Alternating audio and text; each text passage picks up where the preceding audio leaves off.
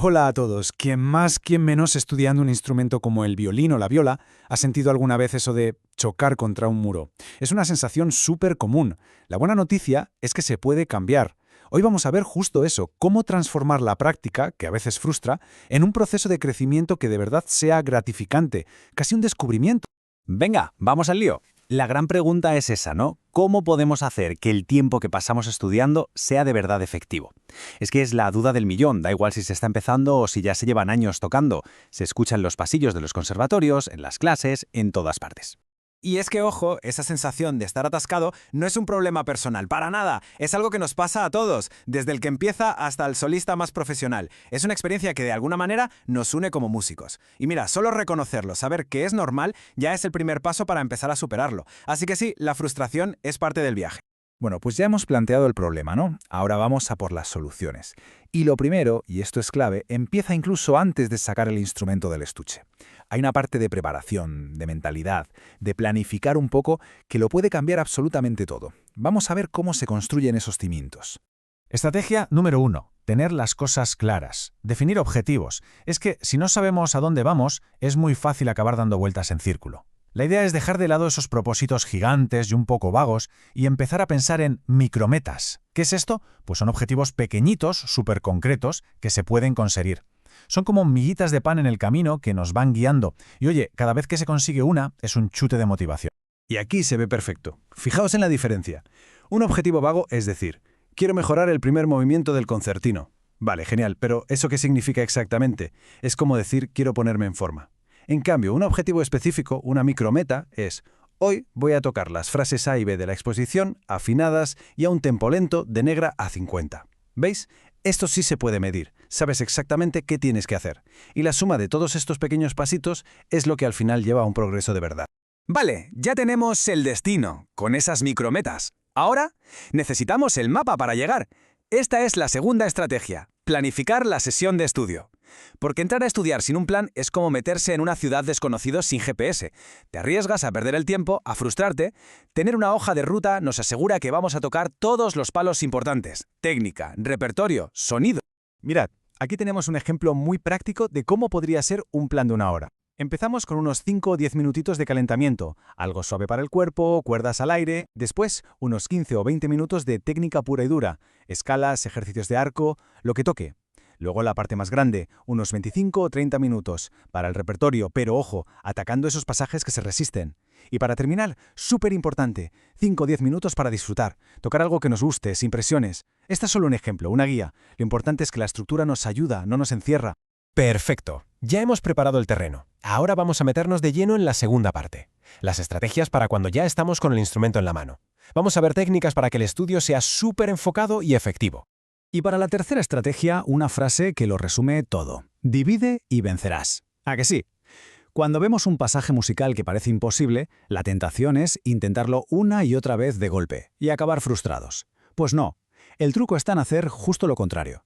Coger una lupa, un microscopio musical y dividir ese problema gigante en trocitos mucho más pequeños y manejables. Y aquí vemos cómo hacerlo. Primero incluso se puede analizar la partitura sin el instrumento para entender la lógica. Luego aislamos los compases más difíciles. Y ahora viene la magia. Los separamos todo.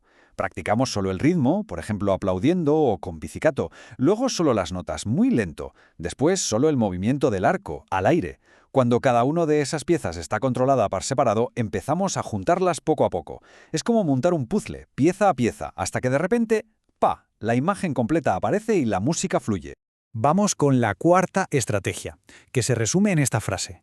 El oído es el mejor maestro. Y es que es una herramienta increíble que ya tenemos, pero que a veces no la usamos al 100%. La idea es entrenar el oído para que no solo oiga, sino que escuche de verdad. Que se convierta en nuestro propio profesor interno, el que nos dice, eso está afinado, o esa frase necesita más aire.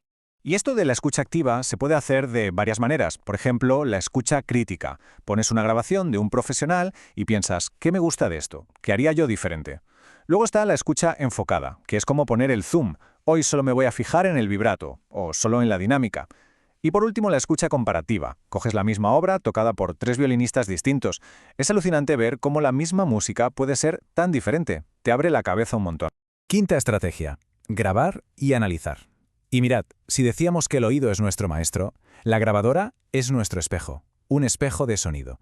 Y es un espejo que no miente, nos devuelve exactamente lo que ha sonado, sin filtros.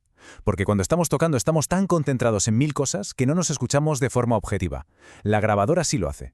Es una herramienta brutalmente honesta. Pero claro, de nada sirve grabarse si luego no analizamos bien.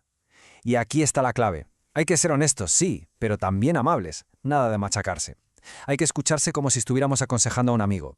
Tomar notas súper concretas. Compás 5, el fa sostenido está bajo, en esta escala el ritmo no es estable. Y un truco genial es ir guardando las grabaciones. Escuchar una de hoy y una de hace un mes, y ver el progreso. Eso da un subidón de moral increíble. Vamos con la sexta estrategia, que es más un cambio de mentalidad. Utiliza la técnica como una aliada, no como una enemiga. Pensemos un momento. Muchas veces vemos las escalas, los estudios, como, la parte aburrida, ¿no? Casi como un castigo. Pues hay que darle la vuelta a esa idea. La técnica no es el objetivo, es el medio. Son las herramientas que nos van a permitir tocar lo que de verdad queremos tocar. Sin una buena técnica, estamos limitados. Con ella, somos libres. Porque, al final, de esto va todo. Tener una base técnica sólida nos da la confianza y la agilidad para enfrentarnos a cualquier obra. No se practican escalas para ser un campeón de escalas. Se practican para que luego, cuando llegue esa melodía preciosa en el concierto de Bruch, los dedos vayan solos y nos podamos preocupar solo de la música, de la emoción. La técnica, en el fondo, está al servicio de la música. Y entramos ya en la tercera y última parte. Aquí vamos a hablar de estrategias para un crecimiento sostenible, porque esto no es un sprint, es una maratón. El objetivo no es solo estudiar bien hoy, sino construir una relación con el instrumento que dure años, que sea sana y que nos siga dando alegrías. Séptima estrategia. Y esta es una que a menudo se nos olvida por completo. Descansar y reflexionar. Sí, descansar. La importancia de no hacer. A veces pensamos que más horas de estudio es igual a más progreso, y no siempre es así. El cerebro, los músculos, necesitan tiempo para procesar y asimilar todo lo que hemos trabajado. A veces, el mayor salto de calidad se da de un día para otro, justo después de haber descansado. Y descansar no es solo una cosa. Hay muchos tipos de descanso efectivo.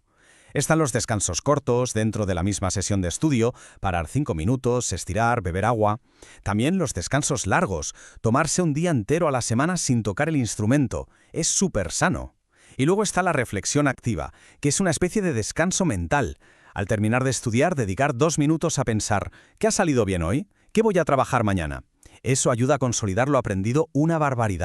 Y llegamos a la octava y última estrategia. Y esta es quizás la más importante de todas. Disfrutar del proceso. Encontrar esa chispa que hace que la música se encienda. Porque con tanta técnica, tanta planificación y tanto análisis, a veces se nos puede olvidar lo más básico. ¿Por qué empezamos a tocar? Esa pasión, esa alegría, es el motor de todo. Sin eso, nada tiene sentido. Y para que esa llama no se apague, hay cosas muy concretas que podemos hacer. Por ejemplo, elegir repertorio que de verdad nos mueva por dentro.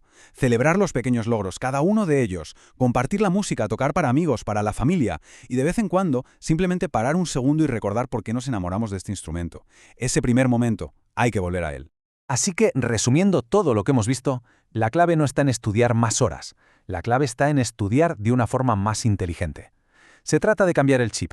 No es una cuestión de cantidad, sino de calidad, de que cada minuto que pasamos con el instrumento de verdad cuente.